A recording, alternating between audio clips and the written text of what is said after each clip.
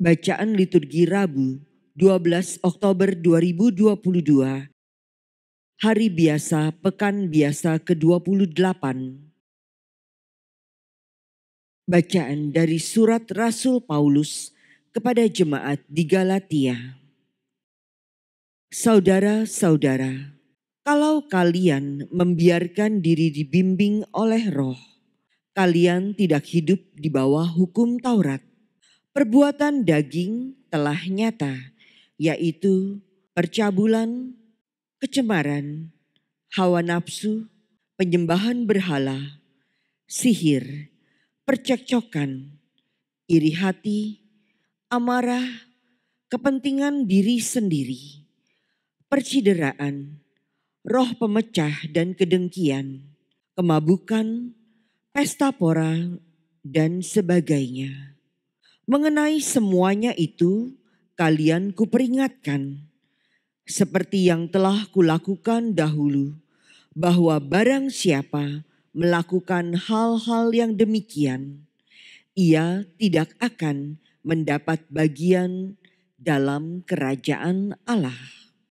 Sebaliknya hasil roh ialah kasih, sukacita, damai sejahtera, kesabaran, kemurahan, kebaikan, kesetiaan, sikap lemah lembut dan penguasaan diri. Tidak ada hukum yang menentang hal-hal itu. Barang siapa menjadi milik Kristus, ia telah menyalibkan daging dengan segala hawa nafsu dan keinginannya. Jika kita hidup oleh Roh, baiklah hidup kita juga dipimpin oleh Roh. Demikianlah sabda Tuhan. Syukur kepada Allah.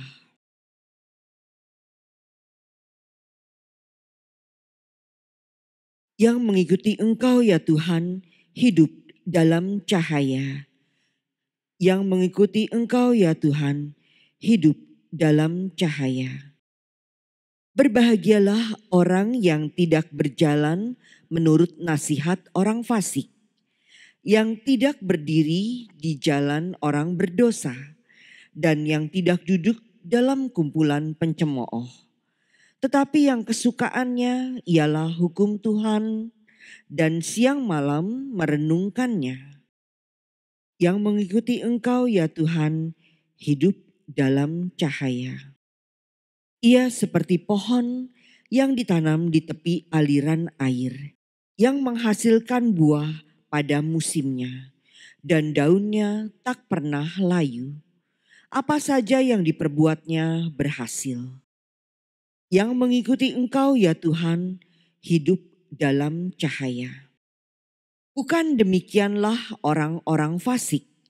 Mereka seperti sekam yang ditiup angin, sebab Tuhan mengenal jalan orang benar, tetapi jalan orang fasik menuju kebinasaan.